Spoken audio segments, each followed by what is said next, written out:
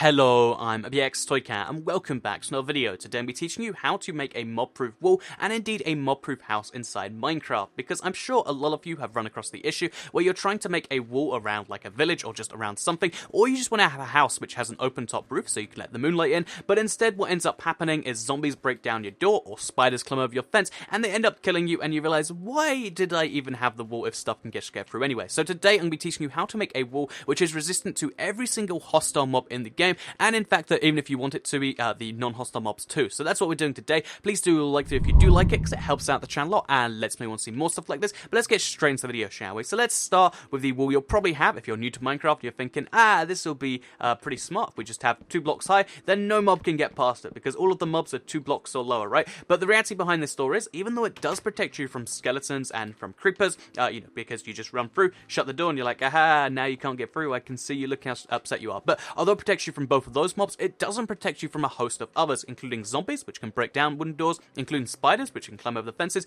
and including slimes and endermen. So how do we, how do we work around this, basically, is the next big question. And the easiest way that I find to make you more proof for zombies is to do just this little simple tip that I really, really love, where you put fences on either side of the door, and then where the door used to be, you put a cobblestone wall. So if you haven't seen this tip before, it's one of my favorite for Minecraft, because it means that if you try and fit through the gap, only you can. No other mob in the game can. Even though it's illogical that, if you look at my skin here, even it's illogical that I can fit through this gap and go back through, it is just a player-proof gap, because it's roughly half a block thick. It's very, very small, and it means that skeletons, zombies, any hostile mob in the game cannot get through. Very, very handy thing, like I mentioned. However, it does, although it protects you entirely from zombies, and you don't need to open or shut your door, it does come with the downside of skeletons and witches can go right next to the border if they see you nearby, and they can harass you just for being near your wall. And if you're going to have a wall, you want to make everything inside the wall safe and everything outside, potentially not safe. So that means this isn't going to do, and you want to replace it with something else. So how do we make a door which is proof to zombies but doesn't come with the issues of the skeleton I mentioned? So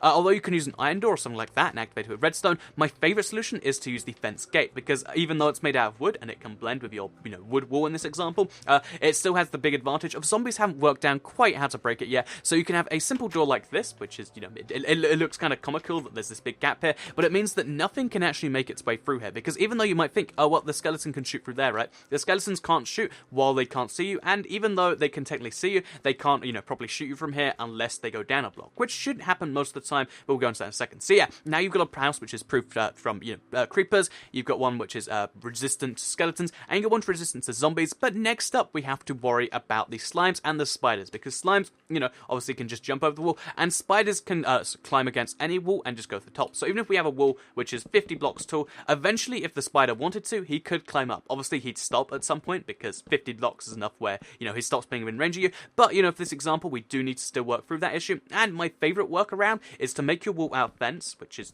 has some extra advantages. Make the entire wall out fence and make it 2 or 3 blocks tall, and then on top of that you can have a lip which stops the spider from going through. So our lip in this example is going to be made out of just a wood block again to make it fit, and it means that what happens is the spider will climb against the wall, but as soon as it hits the lip it cannot go any further, because even though the spider isn't actually sticky against the wall, he just happens to be climbing up against it, which means the spider will keep on trying to go up even though he needs to go backwards before he can go up anymore. And it means having this little lip here stops any spiders from going through. If you wanted to, you could remove the little fence every now and then to have a little peeking point, but for the most part, if you want to protect cave spiders, this works just as well too, because even though they're just as small, they have the same logic, and that's like that. So yeah, boom, now you've got yourself protected against the 4 major mobs, creepers, skeletons, zombie, and all that sort of stuff. And not only that, but because this is made out of fence, it means you're extra protected against creepers, because if the creepers chilling just over over here, and you're you don't know about them because there's wood, if you've got fences, you can see everything on that side of the fence, and it can see you, but they can't do anything about it, which is very, very handy, because this block, although it's transparent, there's no actual holes in it for the mobs to see you, which it's got a very nice little thing to it. So yeah, boom, we've got a house which protects all the stuff. But what about the other stuff? So there are a couple of exceptions that make you not safe in this house.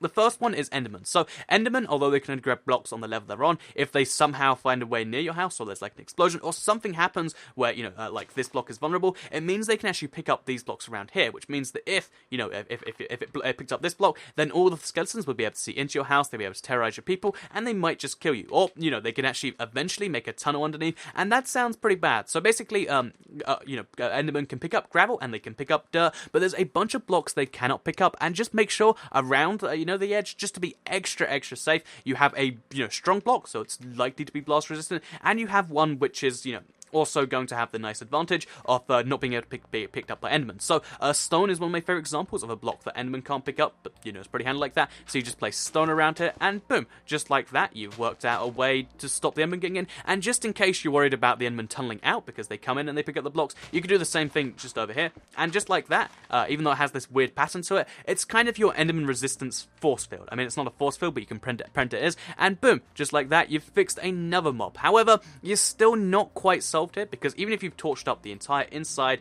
of your area, okay, so let's just go here with torches, oh, there's the torches. Even if you've, covered your entire area of torches and you're like, aha, this place is very well lit up, no mobs can spawn inside here, there is still one thing we're forgetting, or in fact, two things we're forgetting, one of which is a lot more common than the other. So, first of all is the wall up here. So you can torch up the wall, and that's, an idea, but a much better idea, one that doesn't require, to light the thing up, and it also gives you a little bit of extra mob resistance, is to make the wall taller and then put half slabs on it. Because one, key thing that we're forgetting with just having one block as the lip is that there is a 1% chance that spiders will spawn as a skeleton jockey. So the skeleton jockey, or the spider jockey, basically, it's got a skeleton on its back, so even though the spider can only get to here, the skeleton will still be able to peek over if it's only one block tall, and that means he can potentially harass you. You don't want that, so make it 2 blocks tall, and then for extra security, put a half slab on top. So this half slab, if you wonder what it does, is it stops any mob from being able to spawn on top of your wall, because mobs can't spawn on half slabs. So boom, just like that, we've got a very bizarre looking, but a fully efficient and a fully,